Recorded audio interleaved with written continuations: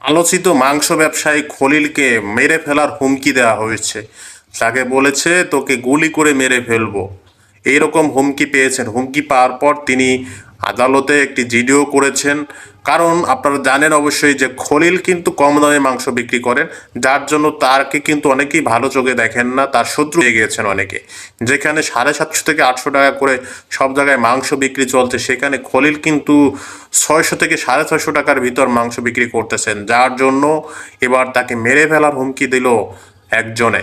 পরবর্তীতে তার জিডি পেয়ে থানার র্যাব এই অভিযান তদন্তে নামে যে কে বা কারা তাকে হুমকি দিয়েছেন।